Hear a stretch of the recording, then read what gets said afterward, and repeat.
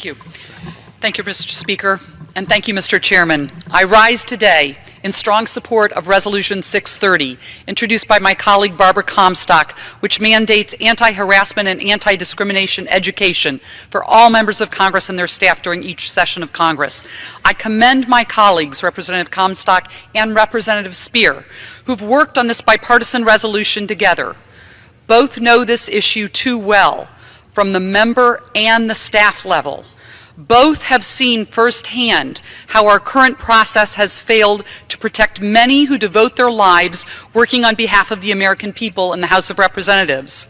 The resolution they've introduced is an important and appropriate first step to educate members and staff on inappropriate workplace actions and on how to report such conduct. It is absolutely unacceptable to be subjected to harassment or discrimination of any kind wherever you are or wherever you work. Importantly, this resolution requires all who work for the House of Representatives, from members of Congress to staff, detailees, fellows, and interns, whether paid or unpaid, to be educated on their rights in the workplace and where they can safely and confidentially go to report instances of misconduct. As chair of the House Ethics Committee, I can assure you the committee takes allegations of discrimination and harassment very seriously. Under House Rule 10, the House Ethics Committee is authorized to enforce standards of conduct for members, officers, and employees.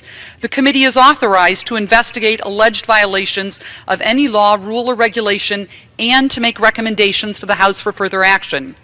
The committee has sole jurisdiction over the interpretation of our Code of Official Conduct. In order for the Ethics Committee to fulfill its obligation to investigate and potentially discipline members or staff, the committee must be given information on potential bad actors.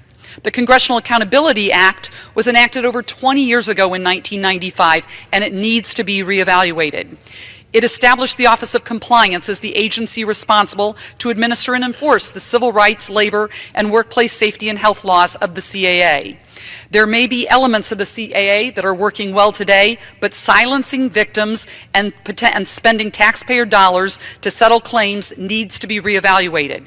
It's time for Congress to take action to reform a process that is not working as well as it should, and to ensure that we have legislation that protects victims while also ensuring due process for the accused. While there is much more work to be done, I applaud the action my colleagues have taken by introducing this important education resolution. I'm committed to continuing to work with members of the House Administration Committee, as well as my colleagues in the House, to improve the workplace called the People's House and the conduct of those who work in it. In supporting this resolution today, I believe we are one step closer to expressing to the nation that sexual harassment is wrong and must be prevented and stopped. And I urge unanimous vote by my colleagues in the House, and I yield back. The gentlelady yields back. The gentleman from Mississippi reserves.